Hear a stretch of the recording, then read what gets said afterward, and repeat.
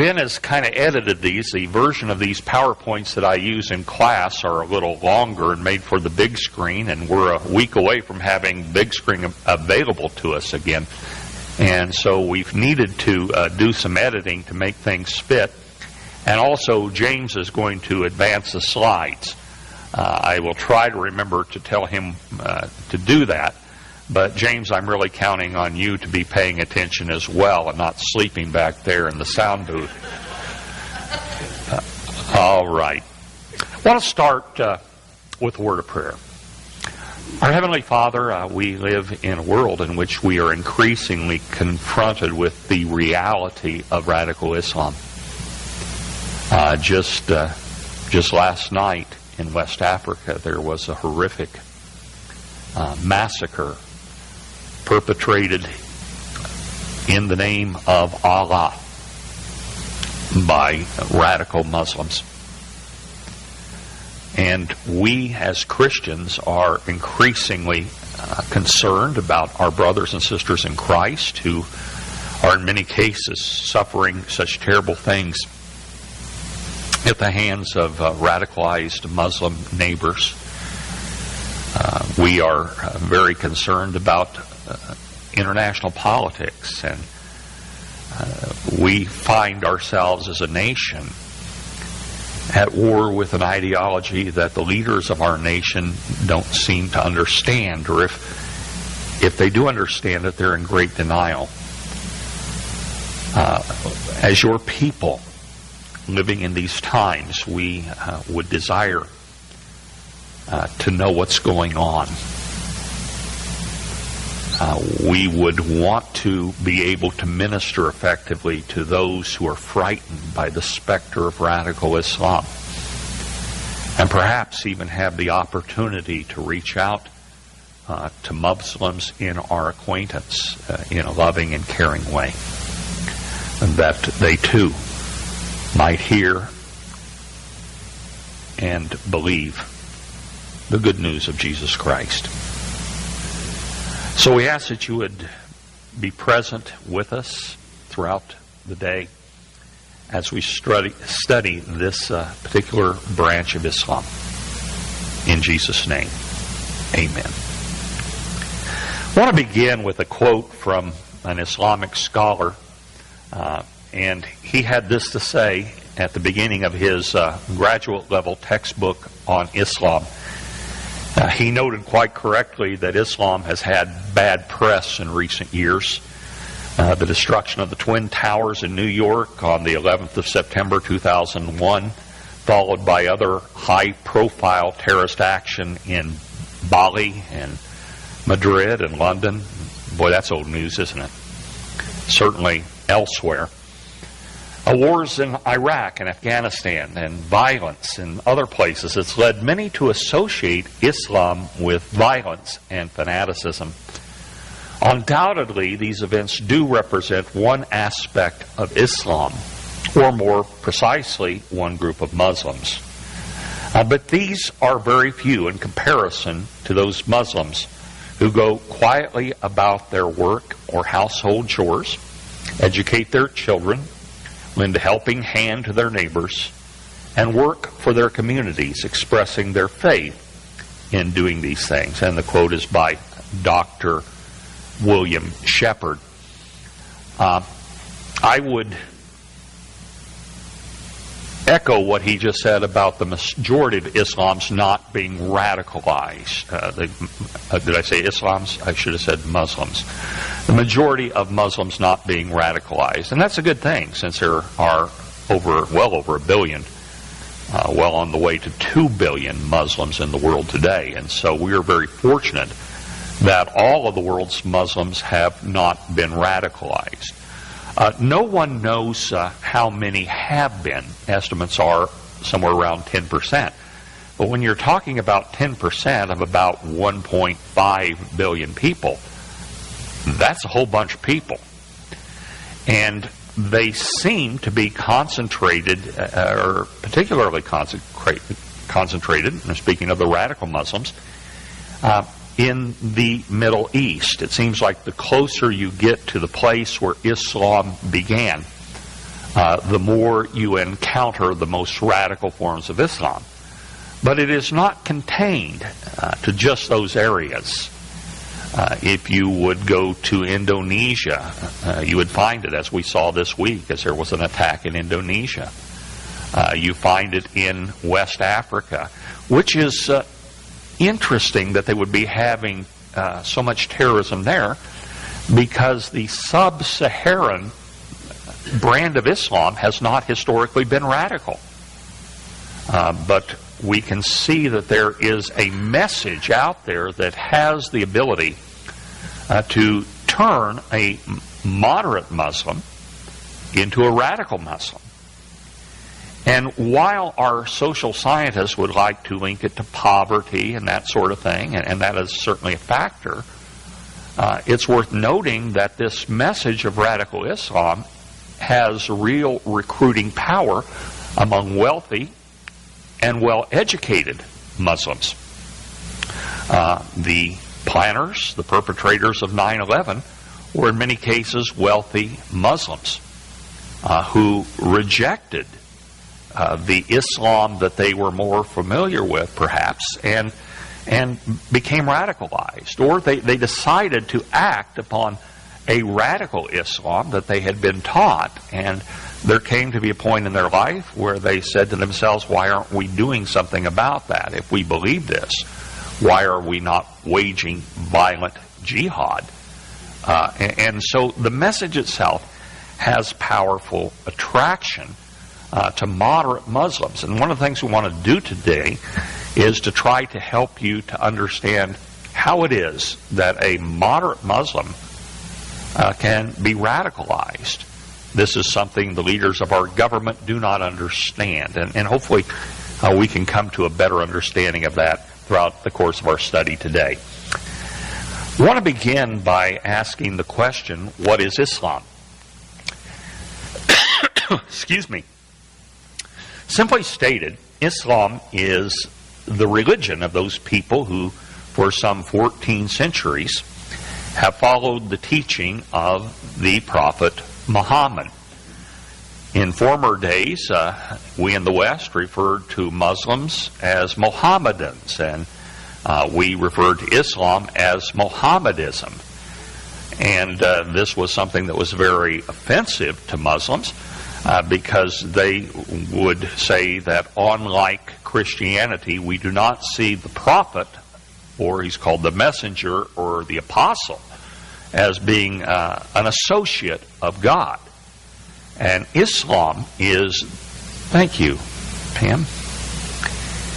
Islam means submission. A Muslim is one who is in submission to God. And so they would say, we are those people who have come to understand that there is one God. There is no God but Allah. Muhammad was his messenger, the last and greatest messenger. But we want to make it very clear that we do not worship Muhammad, nor do we elevate him to the place of being an associate of God. Today, the next slide, Muslims number more than 1 billion people living throughout the world. They are concentrated particularly in the swath of land that stretches from Morocco in Indonesia to Central Asia to sub-Saharan Africa. And I have a map here that will give you a picture, next slide, James, of the Islamic world. And you can see by the key of the map the demographic numbers concerning Islam. The light blue areas, those areas, 86 to 100% of the people living in those light blue areas are Muslims. And then there is the really dark teal colored. You can see some of that in Africa. And that would be a part of the world in which there would be 66 to 85% Muslim population. And then you see the royal blue 36 to 65%. And then it varies from there. And so you can see that Muslims really, the Islamic religion is quite widespread.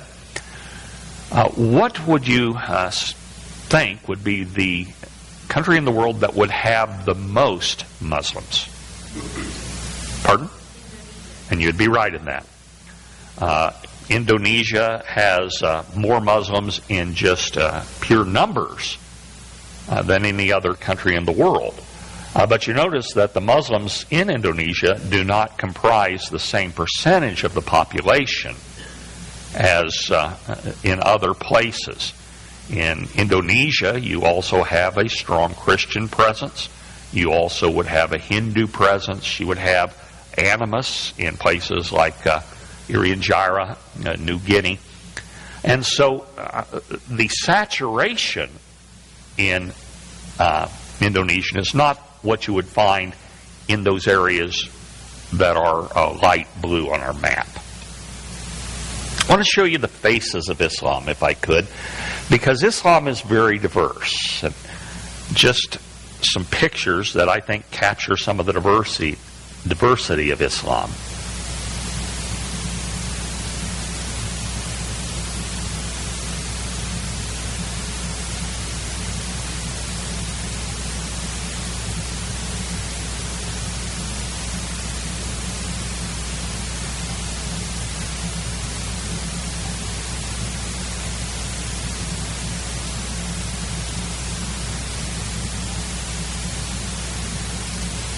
Last two pictures I find particularly sad.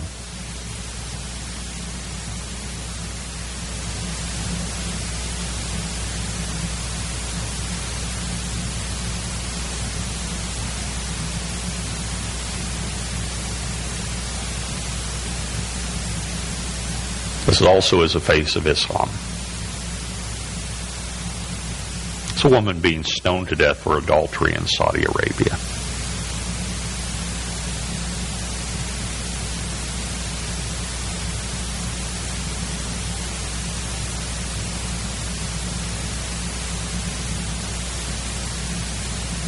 It's a wedding ceremony in Malaysia. Pardon? You guys are already faster than me, huh? Okay.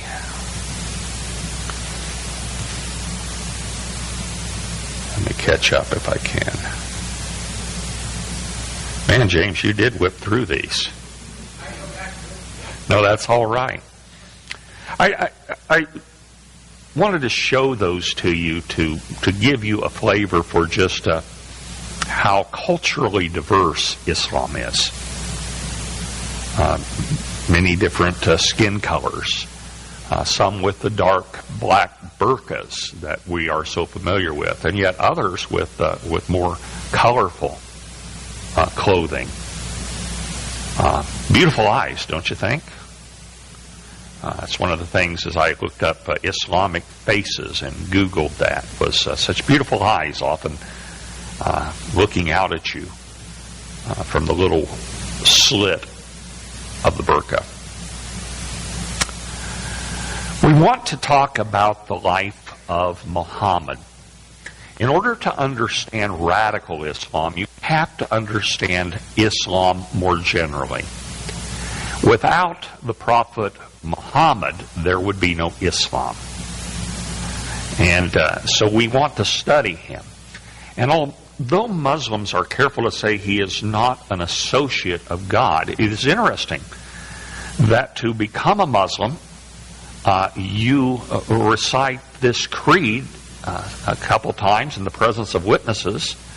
There is no God but Allah, and Muhammad is his messenger or his prophet.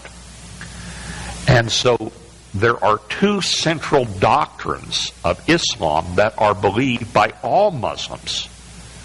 And one of the two is that Muhammad is the prophet of Allah.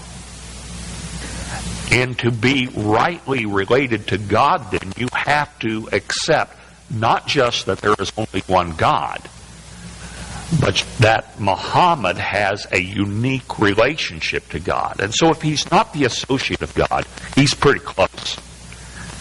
You have to believe in Muhammad in order to be sure that you are going to make it to heaven and not end up in hell.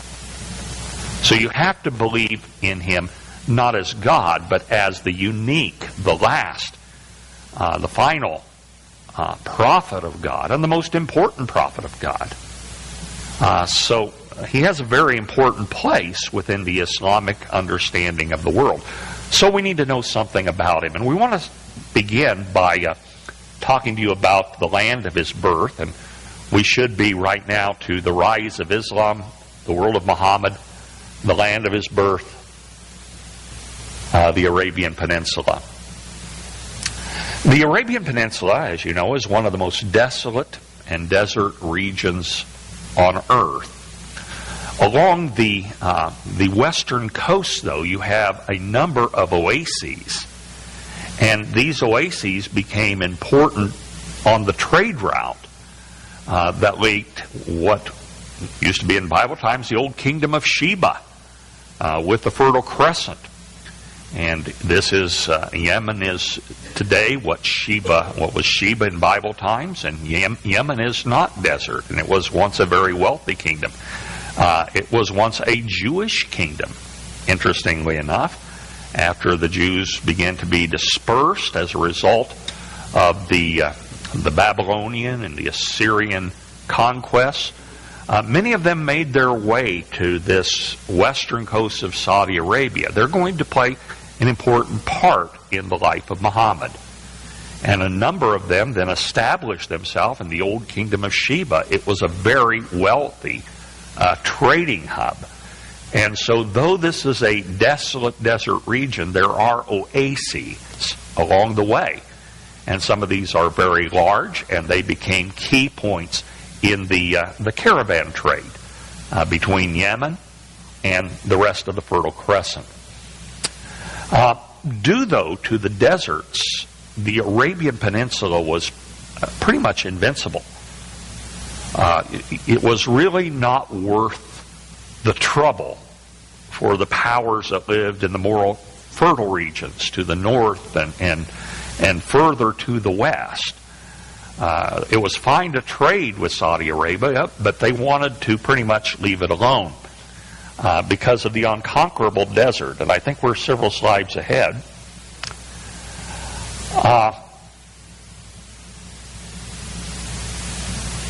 Go back a little bit on my notes.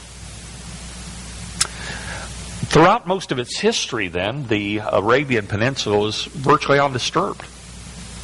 There were nomadic tribes that wandered around, living in the deserts, moving from oasis to oasis, and they warred among themselves.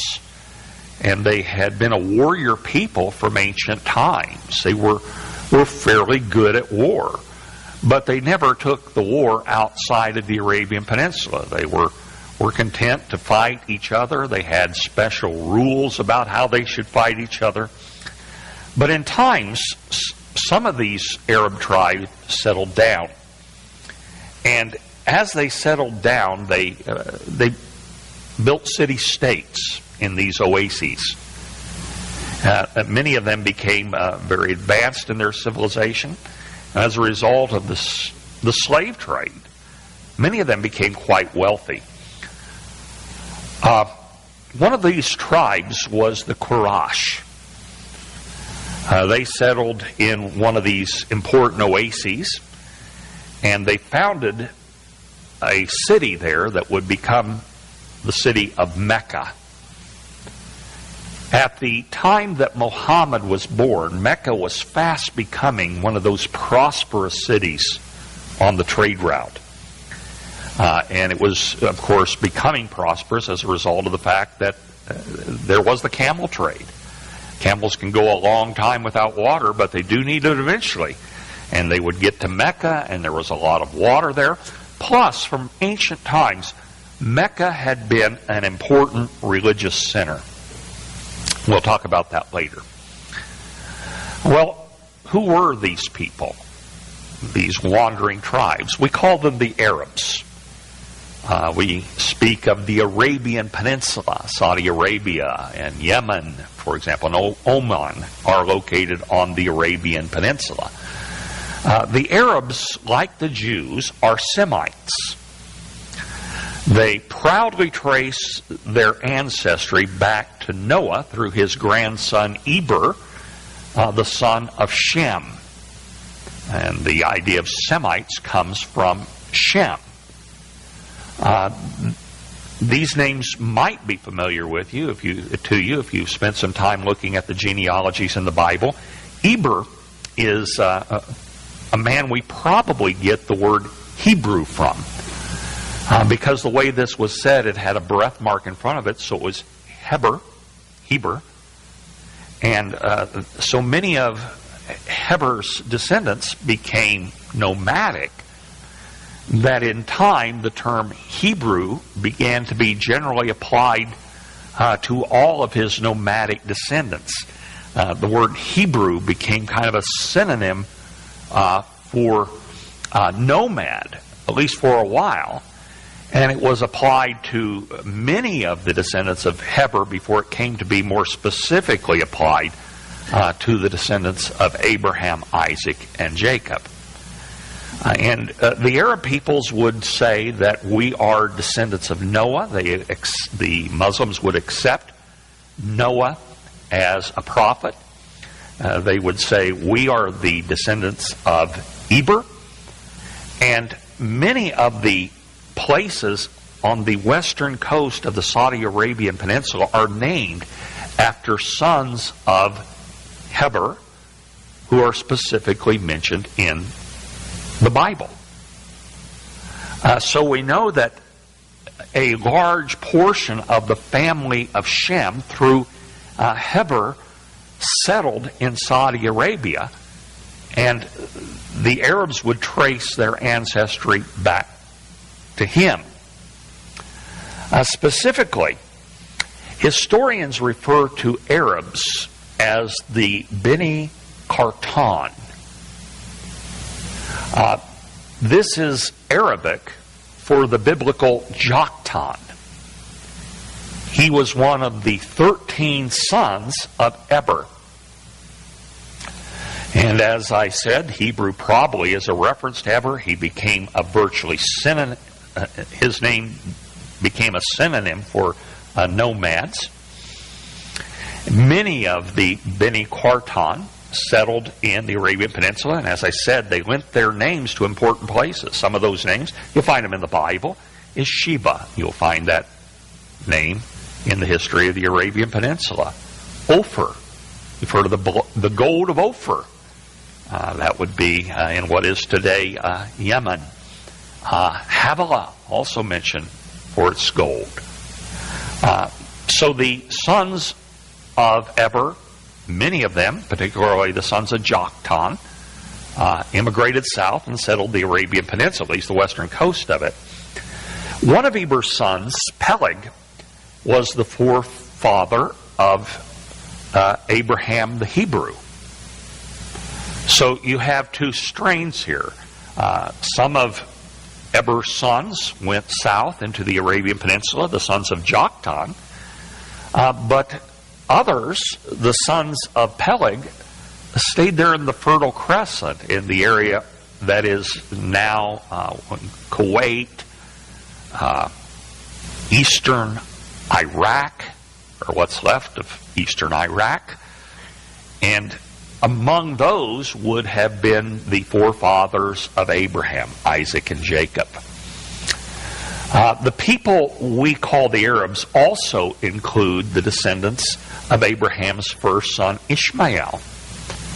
Ishmael, after he was sent away, he and his mother were sent away, they made their way to the western coast of the Arabian Peninsula, and he settled there. And some of the place names in the Arabian Peninsula can also be tracked back to the sons of Ishmael. Ishmael had 12 sons, and they became part of the Beni Qartan.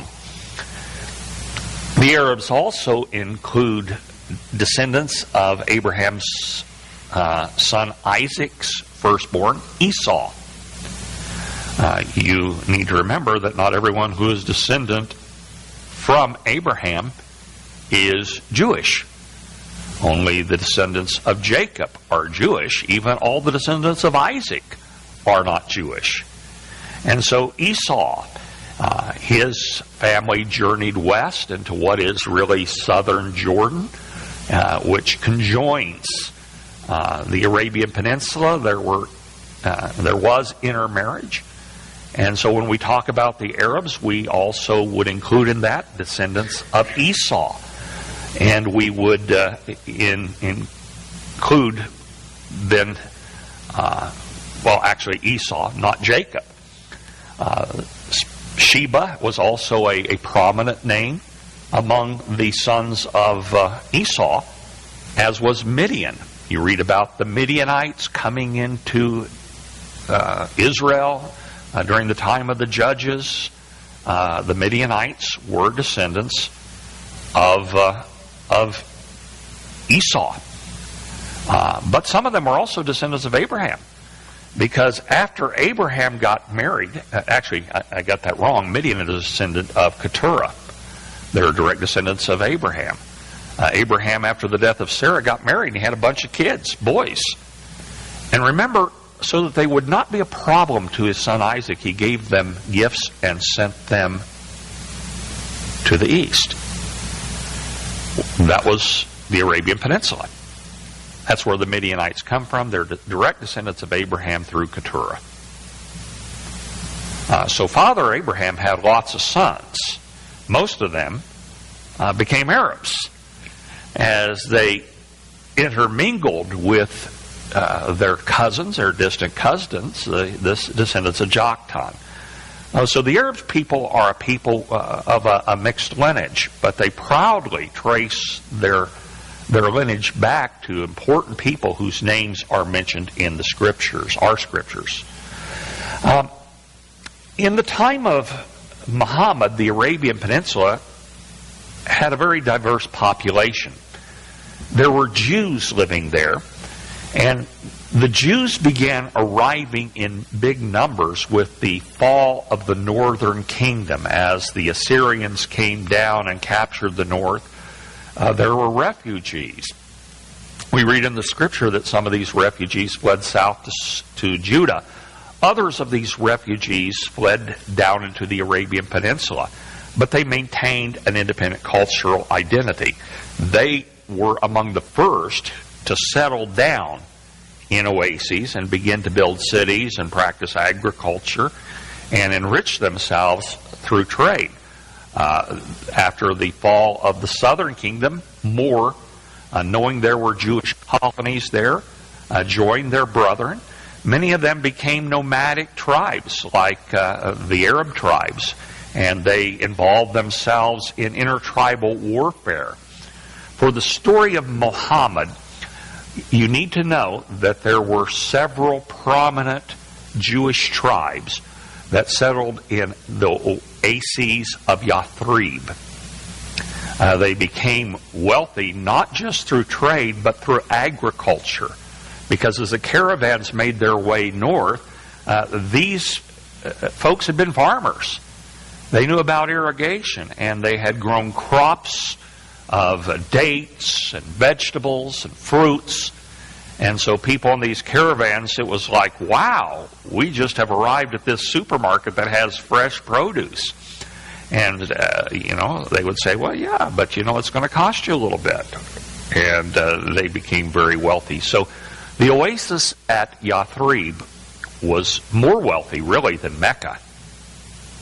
And it was the leading tribes there, although some Arab tribes eventually settled there as well. The wealth in the city, the power in the city was controlled by these Jewish tribes. It's going to be very important to the story of Muhammad. There were also Christians there, but they were not Orthodox Christians. And by this we mean their doctrines were considered heresy by the church. There were monophysite Christians, and they taught that Jesus had just one nature, a divine nature, Orthodox Christians recognize that Jesus is both God and man. The monophysites thought, no, he is just God in human form, but he only has a divine nature. There were also Nestorians, and they would have had a very similar view of the nature of Christ. And the Christianity that Muhammad would have been familiar with as a child would have been this kind of Christianity, and he even had relatives that were monophysite Christians. And some of them defended and protected Muhammad as he began his career as a prophet, though they never actually converted themselves. One of his Christian relatives was a key figure in convincing Muhammad that he was a prophet of God. So he had some Christian influence. The Jews and Christians there practiced their respective faiths. Sometimes they fought each other.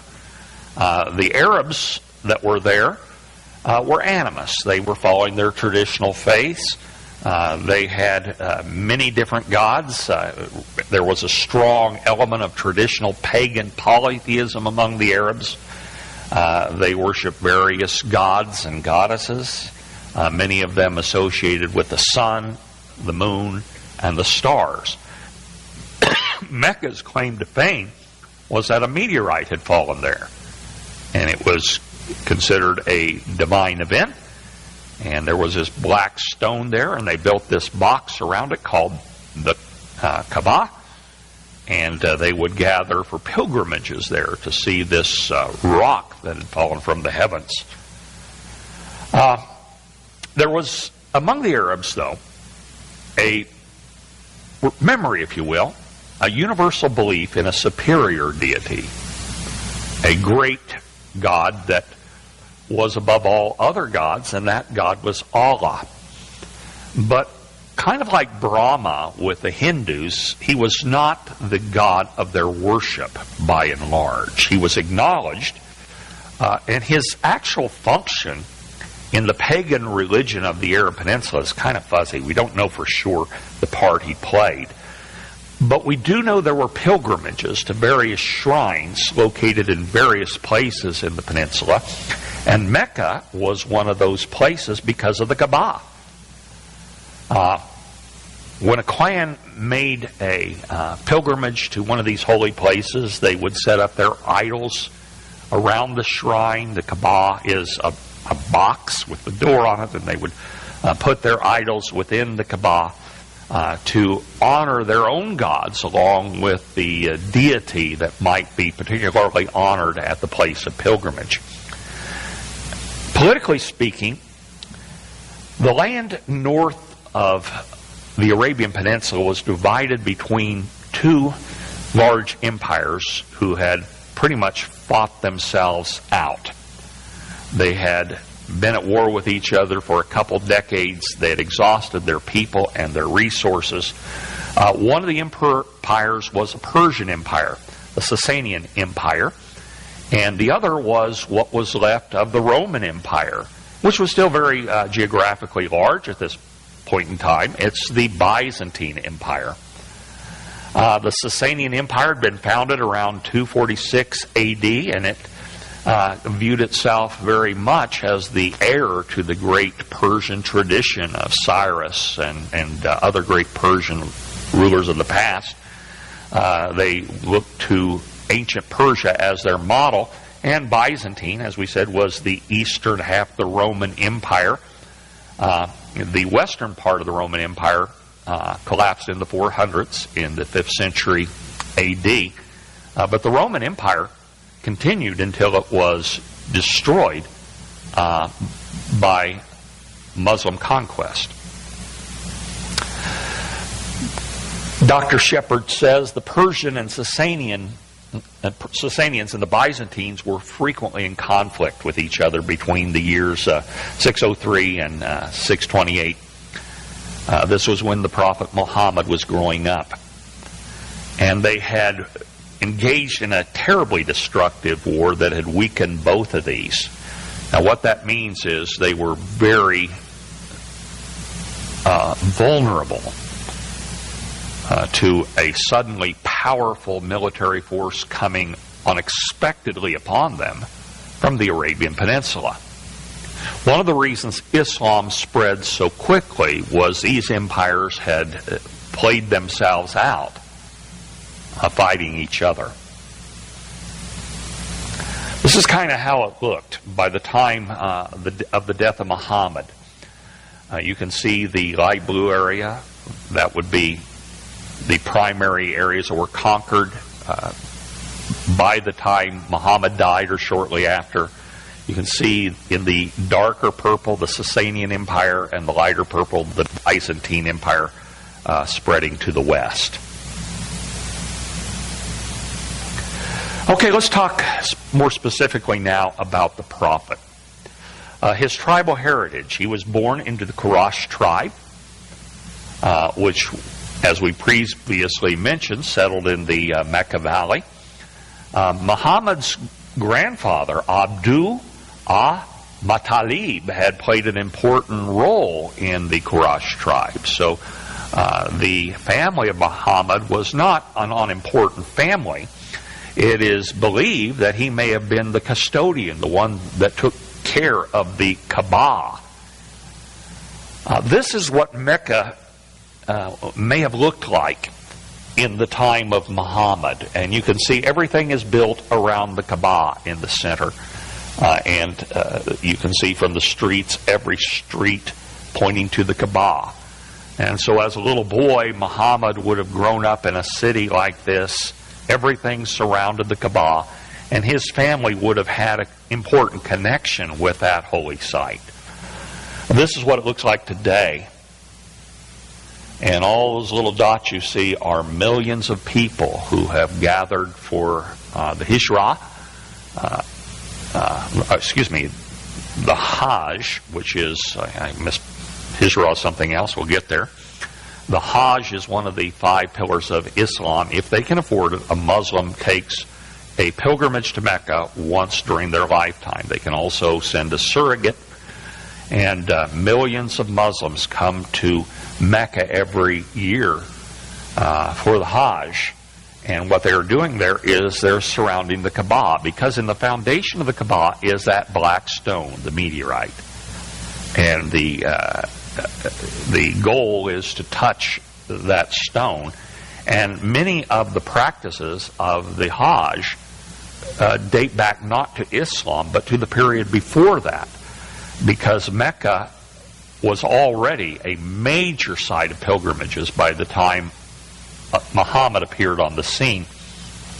His tribe, the Quraysh, had become city dwellers, but they maintained ties with the desert, because when their child reached the right age, they would send them away with a desert tribe so that they could experience the nomadic life, so that they would never lose sight of their roots.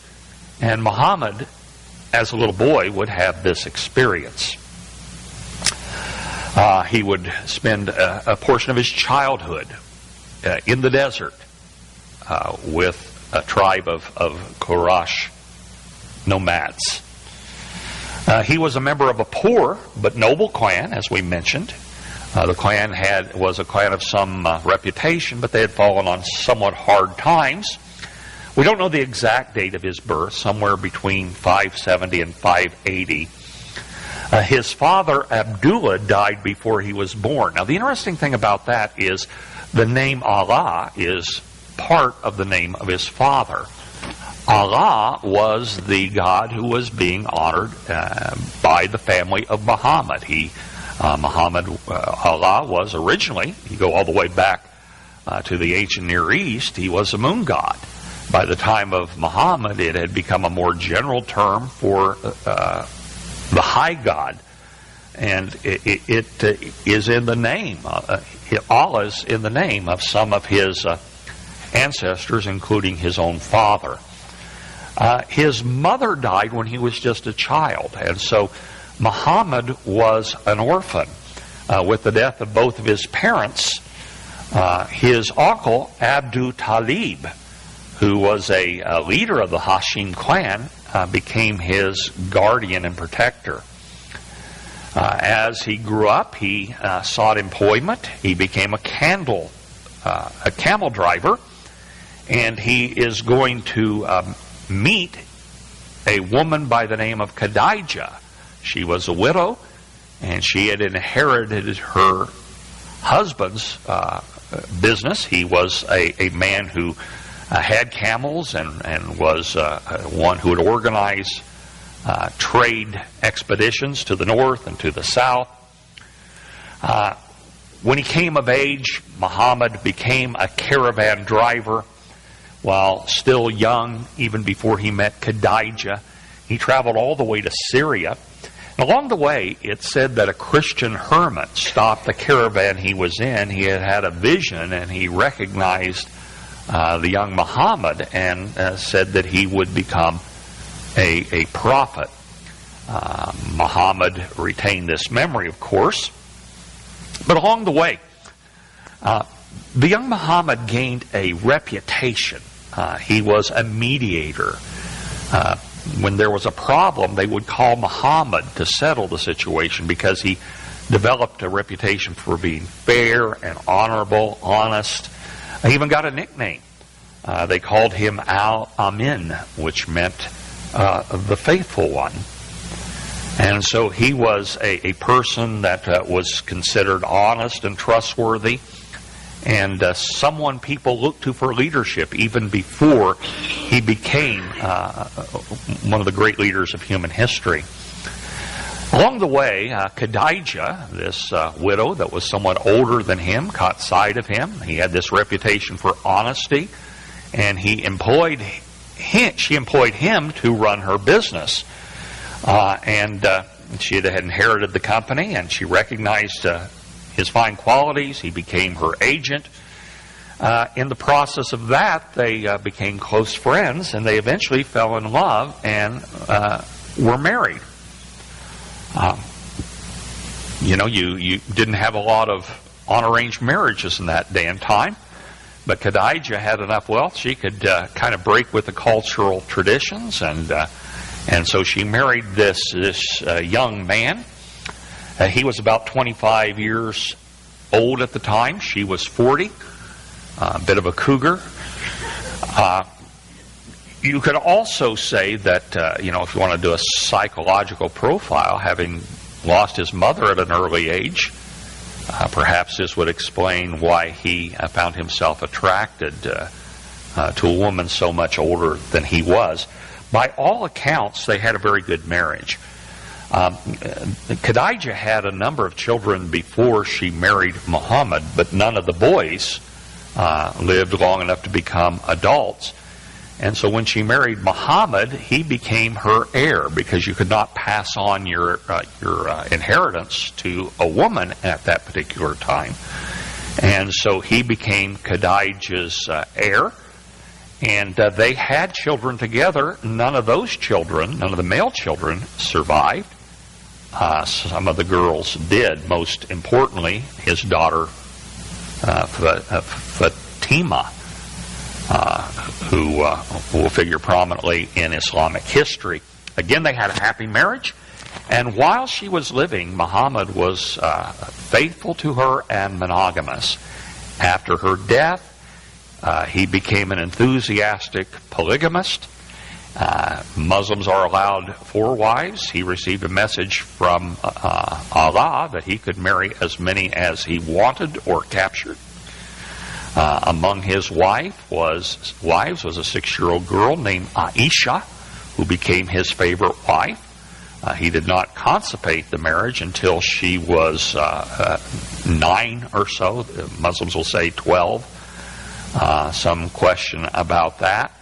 He married her. She was the daughter of his most faithful follower, and a man who would succeed him as the second caliph of Islam. And he had a vision that she was to marry this 6-year-old girl. And then one day he went by the house, this is when he was living in Medina, Yathrib, went by the house of his adopted son. His wife was not completely dressed. He got a look at her, and he had a vision that day that his adopted son was to divorce her so that Muhammad could marry her. He had about 11 actual wives and who knows how many concubines. Aisha, by the way, grew up to be a major figure in the history of Islam. There was a rivalry between her and the daughter of Muhammad that would facilitate the first split. You talk about Shia Muslims and Sunni Muslims. Part of that has to do with the conflict between Muhammad's daughter Fatima and his favorite wife, Aisha, who she ended up ruling the harem with a rod of iron, let me tell you. And she didn't think much of the vision that Muhammad had, allowing him to marry his daughter-in-law. She says, "My, how Allah's will seems to comport to the Prophet's wishes." She was by that time a sassy little teenager, but she had figured out what was going on. Muhammad was always a man of intense spiritual interest, and now he had this wealth because of Fatima, and that allowed him to pursue spiritual matters. And this involved him going up the nearby mountain of known as Hira, and he went into a cave that is still there. You can't visit it because you're not Muslims and you're not allowed. But if you'd go to Mecca, you could go into this cave where the Prophet would often go late at night to meditate. And it was here that he received his first prophetic vision and his prophetic call. What happened is when he was about 40, he went up to Hira, an angelic being he later came to identify as Gabriel, grabbed him by the throat and commanded that he recite the name of God. Quote from a book by a man by the name of Perinder. When Muhammad failed to respond, the angel seized him by the throat, shook him as he repeated the command. Again, Muhammad failed to react, so the angel proceeded to choke him until Muhammad was finally compelled to do as he was told. Thus began a series of revelatory experiences that were the chief hallmark of the prophethood of Muhammad. Again, Jeffrey Perinder, his book World Religions, which is, I don't know if it's still in print or not, but it was a world religion textbook back in the day. He goes on, Muhammad was deeply disturbed by the vision and for a long time was uncertain of its significance. He was unable to overcome his doubt easily. He feared he might be losing his sanity. He feared he might be possessed by a malignant spirit. Muhammad, though, was reassured by Khadijah and a Christian relative of hers that this was a genuine message from God brought to him by the angel Gabriel.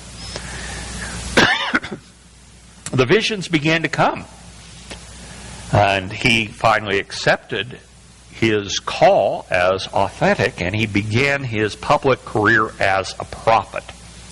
He assembled a small group of followers around him, Khadijah, some other relatives, cousins, his cousin Ali Ibn, who would marry his daughter Fatima, and Abu Bakr, which, the head of the caliphate that is ISIS has taken that name. He was a faithful follower of the Caliph Muhammad, and he was the father of Aisha, the 6-year-old bride. What were his visions like? He'd have these visions. People would be around him, and this is from Perinder again. It says, although little is known about Muhammad's mental or physical states during the reception of the revelation, it's clear that his normal consciousness and functioning were suspended. The revelation was accompanied by a trance-like state in which he was oblivious to his surroundings. Some would say, well, you're in that state quite often, where you're oblivious to your surroundings. These abnormal circumstances were clearly observable to others. Apparently, the revelation was an ecstatic experience during which Muhammad gave every evidence of being under the influence of a power outside of himself that overwhelmed him and bore down on him. When he emerged from these unusual states, often he was severely shaken and weakened, especially in the beginning. and he would then pass on to his companions what had come to him. The language he would use in recounting these revelations was not his usual manner of expression, and they bear the unmistakable marks of an ecstatic source. Now, I know what you're thinking, the questions you may have, and I agree with you. Okay, Muhammad's early ministry in Mecca, it was about 10 years. Initially, he was only believed in by his family and a few of the poorest people in Mecca. His message was to the poor. He was rebuking the rich for not sharing their wealth to the poor. That's obviously and always going to win you a following among the poor. But as he began to gather a larger following around him, which you would because there are always going to be more poor than rich people, he then began to be seen as perhaps a growing threat to the power structure of Mecca. The leaders began to fear him, and then they began to oppose him and his followers, and they persecuted them quite viciously. Upon the death of his wife and his uncle, who had been able to protect him from some of this, they died the same year. The plots to kill him grew. The attempts on his life grew as well. And he and his followers were forced to flee Mecca. They went to a little village named Al-Ta, which is located just north of Mecca. The people there didn't like him either. But every year on the Arabian Peninsula, there was a holy month during which they would stop all intertribal warfare so that people could make pilgrimages and pursue spiritual matters. And that would include Muhammad, and he would go back to the Kaaba, and people from other places would come, and he had acquaintances. You know, he'd had this reputation on the trail of being this great mediator, and now he's a prophet, and he was looking for a new home for himself and his followers. And during this time, he was being rejected by the villagers of Al-Ta, but finally, some Arabs who had come to the Kaaba to worship became acquainted with him. Maybe they had known him before, but they had problems in Yathrib. The Arab tribes were always going to war against each other, a lot of bloodshed. The Jewish tribes would hold their finger to the wind and say, well, this tribe seems to be most powerful, we'll ally ourselves with them. Or sometimes they would sit it out. But the Arab tribes were always fighting among themselves. They said, we really need a mediator. And we believe that from what you're telling us and everything, and what we're hearing, you are a prophet. Why don't you come and live with us? We could use a prophet, and we could use someone to mediate the tribal disputes that exist among us. And so Muhammad began to send his followers ahead of him, and finally everyone was gone except for him and Abu Bakr. Sometime in 622 AD, he avoided attempt of his enemies from Mecca and El-Ta to kill him, and he made the journey north, which is called the Hijrah.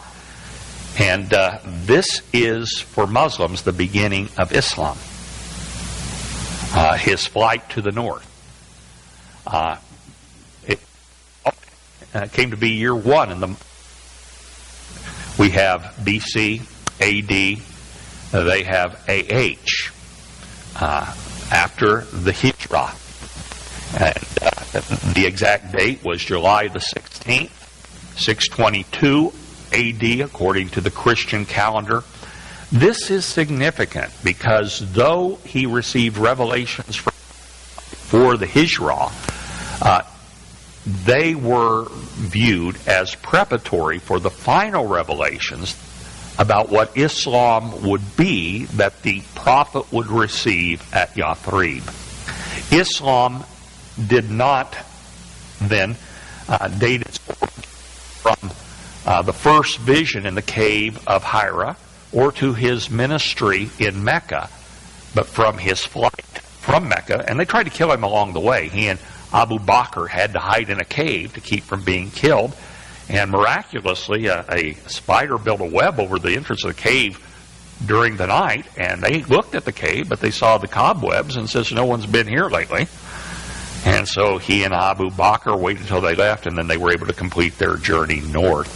The city of Yathrib came to be known as the Madiat al-Nabi, or the City of the Prophet, or today just Medina. And he would have a ministry there. I want you to understand something before we get into what he found at Yathrib. If Muhammad had died before the Hijrah, he would have gone down in history as a figure very much like Gandhi. And his followers would have been followers of a complete pacifist movement, very similar in India to the idea of ahimsa. Because Muhammad's early messages to his followers was that they were to endure persecution. That they were never to use coercion. During this period, a message came from Allah that says there is no compulsion in religion. And he was a pacifist himself. On a number of these attempts on his life, and a number of the outrages that were perpetrated on him, he was a Gandhi. There was a time, for example, when some of his enemies got above him as he was praying, and they dumped the entrails of a pig all over him. And he just endured that. Another time, an enemy came up behind him, grabbing headscarf, wrapping it around his neck while he was praying, and was strangling him to death while he was praying. And had it not been for Abu Bakr, he would have been strangled right there. But again, there was no retaliation. There were martyrs during this time. He sent some of his followers over to Abyssinia, where they were received with kindness from the Christian king of Abyssinia. It was a pacifistic movement led by a pacifist who was preaching, doing good to the poor, elevating the status of women.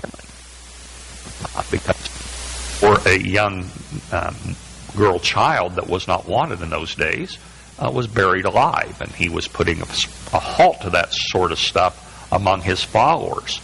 Totally nonviolent movement. All of the things that we think of when we think of radical Islam, jihad, war, violence, all of that happened after the Prophet gained political power in Yathrib. He changed, and his movement changed with him from a pacifistic, nonviolent movement to a violent warrior cult. And just as you see this man who admirably had just one wife in Mecca, completely faithful to her in Yathrib, you see this enthusiastic polygamist receiving, in many cases, very self-serving revelation. Let's get back to the story. What did he find when he arrived at Yathrib? Well, he found a large settled population made up of both Arabs and Jews.